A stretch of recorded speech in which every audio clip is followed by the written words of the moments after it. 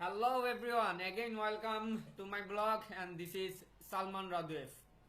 আজকের ভিডিওটা হচ্ছে যে তাদের জন্য যারা আমরা সবসময় বলি আমি পারি না, আমি পারবো না, আমাকে দিয়ে হবে না, তাদের জন্য এই ভিডিওটা। Because now I made a video of confidence. আমি আজকে আগেই বলেছিলাম, আমার ফেসবুকে স্ট্যাটাস দিয়ে বলেছিলাম যে আমার পরবর্তী ভিডিও আসতেছে আত্মবিশ্বাস। আত্মবিশ্বাসটা একটি শব্দ না, একটি ওয়ার্ড, যেটা একজন মানুষকে একটা সুখী মানুষে পরিণত করতে পারে, একটি সফল মানুষে পরিণত করতে পারে।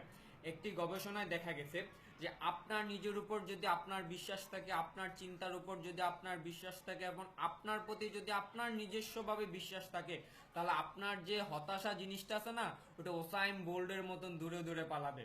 আর যদি আপনার উপর আপনার বিশ্বাস না থাকে, আপনার পড়াশোনা, আপনার চাকরি জীবন, ইভেন আপনার মানসিক এবং শারীরিক স্বাস্থ্যের উপরে বিরূপ প্রভাব ফেলে। যদি কোনো সময় যদি আপনার উপর আপনার আত্মবিশ্বাস হারিয়ে ফেলেন, কিভাবে সেটা আবার ফিরে আনবেন, আজকে আমি সেই টিপসগুলা দেওয়ার জন্য এসেছি। আমি আজকে 10টা কথা বলবো বা 10টা টিপসের কথা বলবো কিভাবে আপনি আপনার পুনরায় আত্মবিশ্বাস ফিরে আনতে পারেন। ফার্স্ট অফ অল, আপনার ভালো দিকগুলো খুঁজে বের করুন। আমরা সবসময় আমাদের নেগেটিভ সাইডগুলো দেখি, যে আমি খারাপ কি কি কাজ করছি সেগুলো দেখি না। আগে ভালো দিক দেখেন, আপনি কি করেছেন, ভালো দিকগুলো খুঁজে বের করার চেষ্টা করুন। নিজের ভুলগুলোকে শুধরে নিন। আমরা মানুষ, ফেরেশতা না ভাই, ভুল করতেই পারি, বাট ভুলগুলার শুধরানোর একটা সুযোগ থাকে আমাদের কাছে।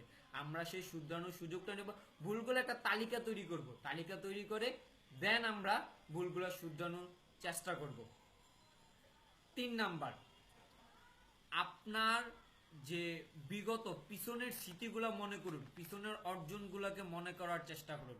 আপনার লাস্ট 1 ইয়ার, লাস্ট 2 ইয়ার্সের মধ্যে আপনার কি অর্জন ছিল সেগুলো চিন্তা করুন। অথবা হইতে পারে যে লাস্ট 2 ইয়ার্সের মধ্যে আপনার কোনো অর্জন নেই, লাস্ট 5 ইয়ার্স এবং আপনার হোল লাইফে আপনি কি কি অর্জন করেছেন সেগুলা মনে করার চেষ্টা করুন। 4, ইতিবাচক চিন্তা ও বিশ্বাস রাখুন। আপনাকে মনে রাখতে হবে আমি যে কাজটা করতেছি সেটা সঠিক এবং আমি সেই কাজটা পারবো, এবং সেটা টু বি পজিটিভ মাইন্ডে করতে হবে। 5 নাম্বার, লক্ষ্য ও প্রত্যাশা স্থির করুন। আপনার লাইফের মূল পয়েন্টটা কি সেটা আগে স্থির করুন। তার জন্য যত বাধা অতিক্রম করতে হয় সেই বাধাগুলো অতিক্রম করুন। সফলতা আপনার জন্য এবং আপনার কাছে আসবে। লক্ষ্য অর্জনের জন্য নিজেকে বোকা তৈরি করুন। This is the number of 6।